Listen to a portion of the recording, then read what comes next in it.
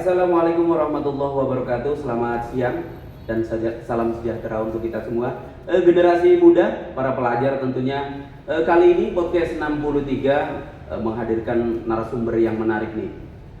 Di 63 ini, beliaunya ini terkenal dengan sebutan panggilan nih, bajak laut.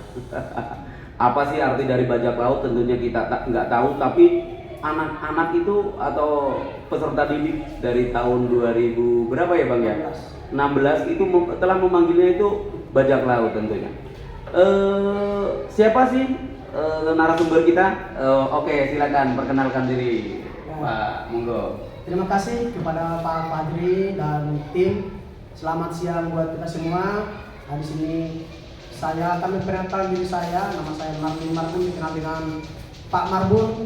Dan tadi disampaikan oleh Pak Fajri bahwa saya dipanggil dengan bajak laut. Ya, karena cara-cara eksekusinya, apalagi ketika saya di bagian pembina OSIS dan kesiswaan, ya eksekusinya seperti bajak laut. Demikianlah kata anak-anak. Ya. Jadi terkenalnya sampai saat ini bajak laut ya. Jadi bajak laut tentunya. Iya, kenapa saya memanggil Abang? Karena beliaunya ini dari Sumatera sana. Dan kedekatannya dengan saya luar biasa karena nggak jauh beda tahun kelahirannya ini. Tentunya Bang Marbun 63 ini sekarang udah luar biasa kita bisa melihat dari depan ke dalam sampai ke sudut belakang dan atas bawah semuanya udah tertata dengan rapi dan terkonsep tentunya. Dulu pun terkonsep, tapi tentunya tidak serapi sekarang, betul. Sekarang kan alhamdulillah generasi pemimpinnya ibu-ibu nih, ya. Bu Lilis tadi pasti beda dengan bapak-bapak ya. Mindsetnya ibu-ibu mesti rapi, harus seperti ini, harus seperti itu. Bagaimana terlihat rapi dan indah tentunya yang dipimpin. 63 itu memiliki moto itu yang luar biasa kalau menurut saya. Itu luar biasa, yaitu motonya kita tahu bersama, yaitu gemilang, generasi emas menuju insan yang cemerlang. Nah, ini moto yang kedengarannya indah tapi berat juga Bang untuk melaksanakan. Menurut sudut pandang Abang nih, dan sebagai Pak Guru maupun pendidik ini, apa sih yang harus tentunya sebagai daya dorong untuk menuju kegemilang ini itu? Coba Bang, kurang lebihnya seperti apa nih? Baik, terima kasih, pertanyaannya sangat menarik dan menantang kalau bagi saya. Jadi benar tadi ketika Ibu Lilis datang ke sini terdapat perubahan yang sangat drastis kalau bisa kita hitungnya. Kebetulan saat ini kan sejak 2020 saya jadi staf Sarpras. Jadi semua apa yang dilakukan Ibu Lilis itu ada datanya sama saya. Tapi memang Ibu Lilis itu eksekutor yang baik di dalam program yang karena saya lihat dari pokoknya semua diubah. Yang tadinya tidak bisa bagi kita yang selama ini menjadi masalah, ternyata mampu untuk dirubah. Ya. Jadi mungkin mindsetnya atau gimana? Mindsetnya atau mungkin apa? Kan setiap orang punya ada kelebihan kemampuan tertentu yang mungkin orang lain tidak sempat memikirkan, tapi Ibu Lilis justru mampu mengeksekusi. Gitu. Sebenarnya semua kepala sekolah yang ada semuanya bagus-bagus pada umumnya, dan tapi berhubung yang sekarang itu namanya juga teknologi ya, iya benar, maju terus. Nah itu Ibu Lilis datang tepat waktunya. Gitu. Oh iya, benar Bang. Kita akan bersama tentunya melihat sekarang ini beda dengan dulu. Dalam artian beda, dulu eranya pun beda. Anak sekolah peserta didik sekarang dan dulu itu akan beda. Dalam artian kalau dulu bedanya dengan sekarang yang mencolok adalah tentang teknologi ya, digital. Jadi apalagi di era digital ini dalam pendidikan ini mungkin yang jelas banyak sebagai program-program unggulan, sebagai program unggulan. Nah, di samping itu pasti banyak tantangannya nih, baik ke guru, ke siswa, orang tua, karena baru memasuki era ini gitu loh. Menurut Pak Marbun nih, Bang Marbun itu seperti apa nih yang harus dilakukan, atau pengalaman-pengalaman apa nih yang harus dilakukan juga untuk mendukung Gemilang ini dalam era digital? Oke, baik. Ini jadi tadi pertanyaan belum saya jawab ya, Gemilang itu, kemudian tantangannya. Yang pertama, Gemilang itu sebenarnya singkatan dari generasi emas menuju insan cemerlang. Artinya bahwa generasi insan cemerlang itu masih akan kita gapai. Dan untuk menggapainya kita mempersiapkan generasi kita itu emas. Pemilihan emas itu kan sesuatu, kalau dikatakan emas, kenapa sih bukan perak? Atau kenapa bukan batu magnet perunggu? Kenapa harus emas? Itu ada filosofinya. Jadi filosofi generasi emas itu generasi yang benar-benar murni. Emas itu kalau udah apapun dilempar ke lumpur dia tetap emas, dimasukkan ke dalam kloset dia tetap emas, dimasukkan ke tempat yang kotor dia tetap emas.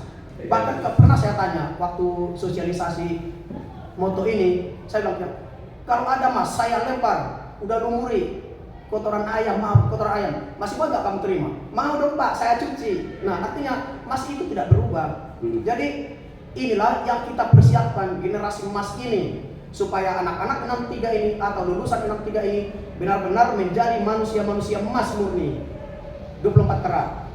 Iya, 24 karat artinya dia murni. Kalau udah emas murni, mau dibikin kalung oke, dibikin anting oke, dibikin cincin oke, itu tidak akan patah. Beda dengan yang lain. Jadi tentunya apa ya, filosofi emas kan, jangan melihat tempatnya, lihat emasnya. Tentunya melihat emasnya, walaupun di comberan, tapi tetap emas, nggak berkurang nilai kadarnya. Seperti itu. Mudah-mudahan tentunya akan menjadi sebuah cita-cita untuk generasi ke depan yang Indonesia maju tentunya ya. Karena apa? Dari generasi emas inilah kita berharap banyak. Berharap banyak, apalagi sekarang banyak hal-hal viral Bang, kita pun tadi masih mendengar ada taktek gitu loh. Apa namanya itu? Lato-lato dimainkan semuanya. Bahkan ada, kita melihat video-video itu ada dimainkan oleh pejabat, oleh anak-anak, dari anak-anak sampai mungkin ini ada sebuah filosofi atau apa, karena ini kan sebuah kreativitas. Dan saya pikir karena dulu di tahun 81-an dulu itu saya pernah memainkan hal itu, kalau nggak salah ya Bang ya. 80-an itu kita memainkan lato-lato itu. Ini di viralnya lato-lato ini kan tentunya buat kalian semuanya itu harus ada memiliki manfaatnya. Mungkin lato-lato itu akan dijadikan kedepannya olahraga atau permainan apa tentunya. Nah di sekolah ini Bang, sekolah ini saya melihat banyak anak-anak yang membawa lato-lato, malah memainkan di saat belajar. Ini kalau menurut Abang sebagai pengajar tentunya, sebagai guru, hal apa yang harus dilakukan selain ada sisi pengganggunya pasti? Baik Bang, jadi sejak kita masuk memang lato-lato udah viral. Baru kemarin saya ngomong di kelas berapa itu? Kelas 8 aku nggak salah. Akan ada 2 bulan lagi orang tidak megang apa-apa, seolah-olah memainkan lato-lato. Saya bilang 2 bulan lagi akan ada orang, kalau kamu beli sesuatu ke toko, mungkin orangnya begini dulu. Tadi pagi saya di Pancoran udah ada yang begini-begini. Itu setruk. Udah ada yang begini-begini. Lah, saya mau ketawa tapi malu Bang, karena saya sendirian. Tapi kok omongan saya benar. Tapi saya bilang 2 bulan lagi. Ini baru beberapa hari. Udah ada yang begini-begini. Jadi nggak bisa nyebutin kali mau beli begini-gini nih. Bapak kan. Ya, jadi kalau untuk kembali kita di generasi cemerlang ini ya, tadi generasi emas sudah kita bentuk, tapi ada hal-hal yang harus kita lakukan. Dan ini sangat penting. Pertama, kita mau membentuk generasi emas, ya guru-gurunya harus emas. Ya. Atau sebagai pandai-pandai Oh, emas. iya, betul. Gurunya diemaskan dulu. Kalau masih ada perak, diemaskan dulu. Kalau saya yakin Ibu Lilis itu pintar mengemaskan orang, pintar membuat orang emas. Ya. Ya. Jadi Jadi apa ya? punya, kalau saya lihat Ibu Lilis itu punya daya sentuh, daya sentuh. Dan saya termasuk orang yang mampu disentuh Ibu Lilis, yang tidak disentuh yang lain. Maksudnya, batin itu bisa disentuh. Jadi termasuk anak saya melihat anak-anak itu banyak yang tersentuh sama Ibu Lilis. Jadi saya yakin generasi emas ini bisa dibentuk, dapat dicapai dengan mengemaskan guru. Iya, benar-benar. Jadi kalau kita mau membentuk generasi emas, tapi yang akan dicontoh murid adalah perak, menurut saya itu nggak mungkin. Guru harus menjadi role model. Itu yang pertama. Kan di mana-mana guru yang jadi contoh.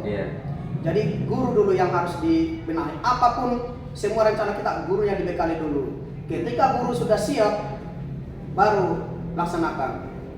Jangan nanti jadi bentrok. Guru ngomong begini, guru bilang kita harus begini, tapi gurunya bilang tapi gurunya tidak melakukan seperti itu.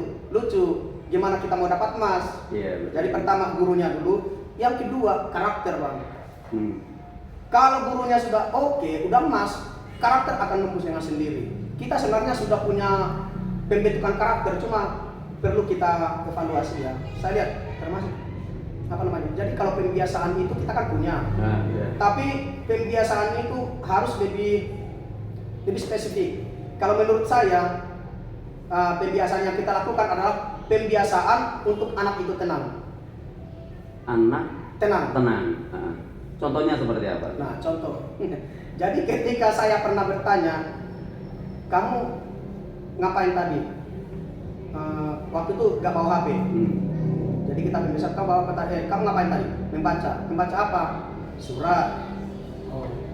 Saya tanya sampai kamu membaca apa? Kamu ngapain? Membaca juga. Main HP. Mau main HP, katanya pembiasaan. Jadi saya bilang, saya tanya lagi yang kepada yang membaca, kamu baca apa? Itu mendengarkan. Karena dia nggak bawa HP. Kamu bawa apa? Kamu baca apa?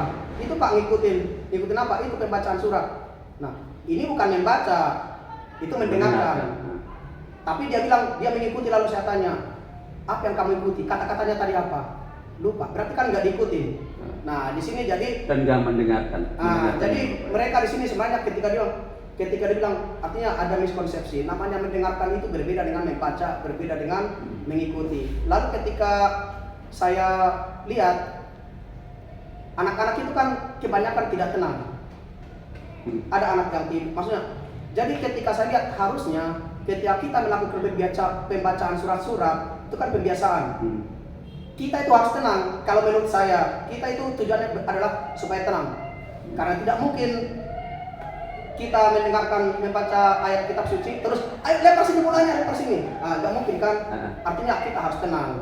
Jadi kita di sini masih fokus untuk membiasakan ketenangan. Dan pembiasaan biasanya kalau itu ada target. Ketika ketenangan itu sudah dapat, kita akan beralih ke program tujuan selanjutnya. Setelah dia tenang, apa yang kita lakukan? Motivasi untuk bergerak. Nah, baru di sini kita bikin lagi pembiasaan yang kinestetik. Oh ya, jadi mungkin kita harus memulai dari metodenya kali ya. Metode atau apa? Ya benar. Dan itu lebih apa namanya? Lebih spesifik. Artinya setiap kita punya program itu tujuannya apa? Ya, pencapaiannya pencapaiannya ada sampai kan, seperti ada Pak. Ketika saya dulu di pembina OSIS yang turun naik tangga, iya salah satu rapi banget. Itu 1 tahun 7 bulan loh saya bentuk. Jadi pembentukan karakter itu.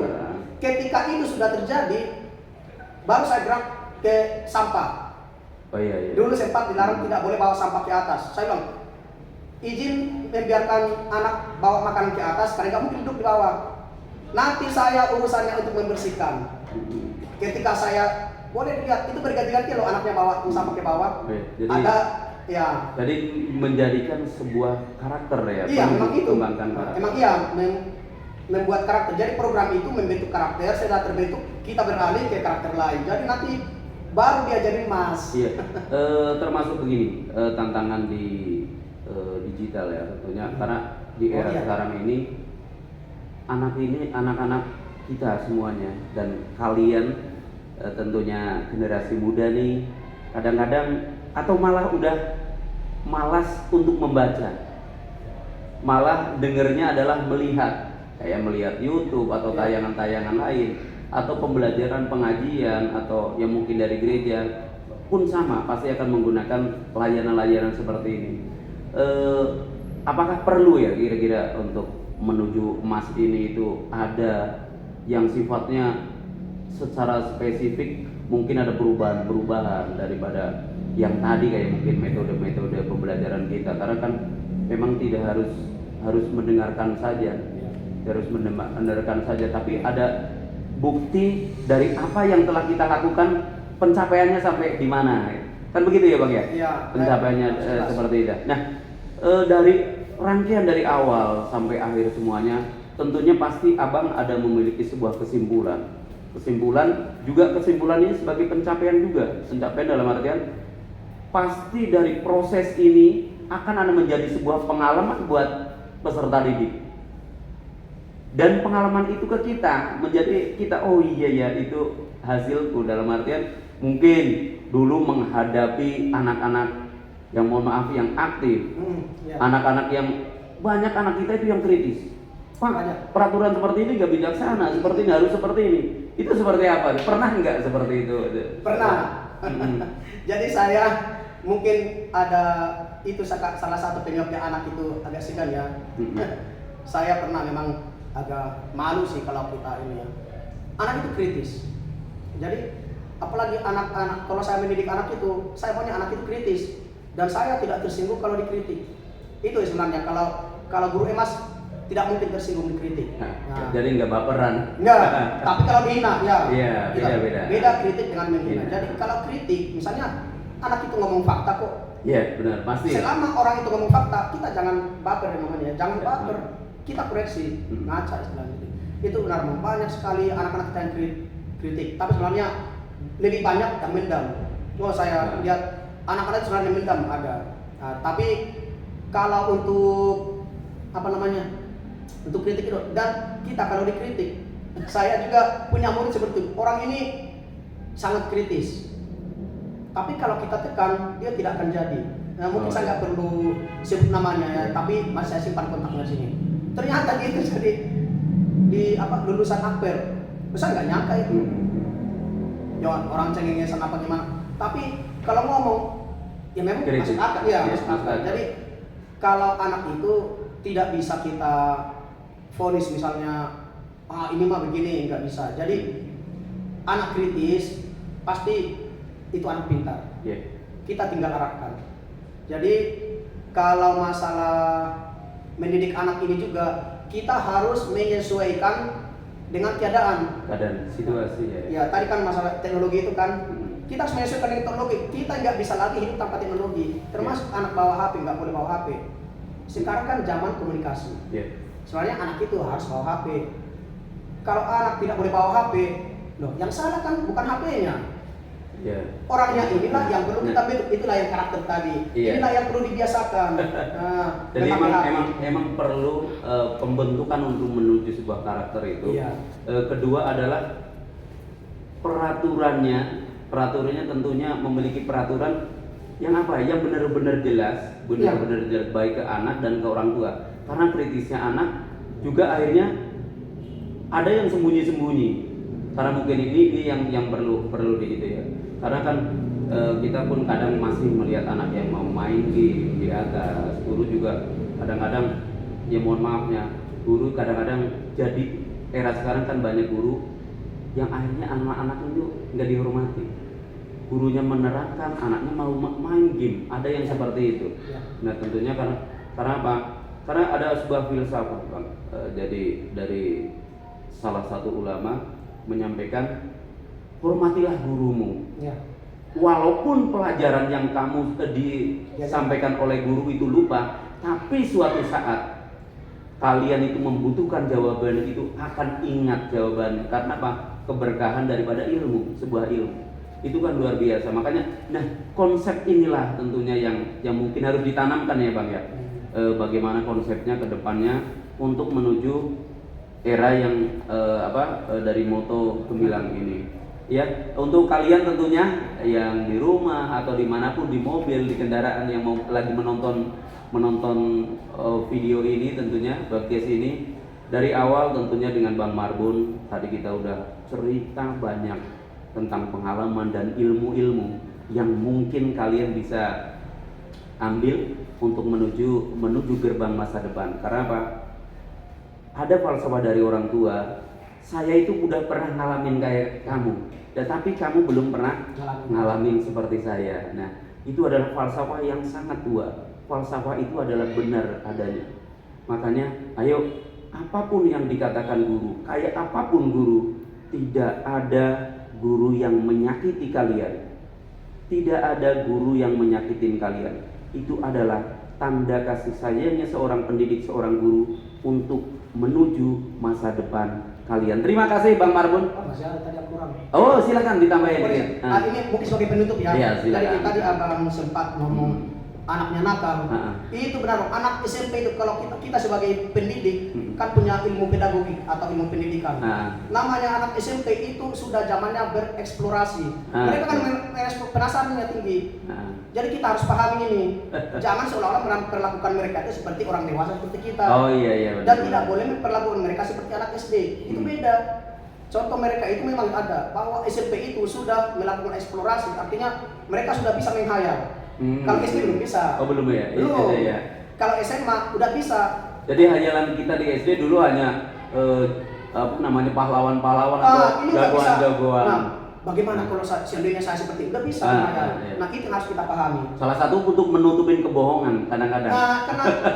Nah, ini lanjutannya ini. Iya. Di dalam mendidik kita harus ingat namanya ada hierarki kebutuhan.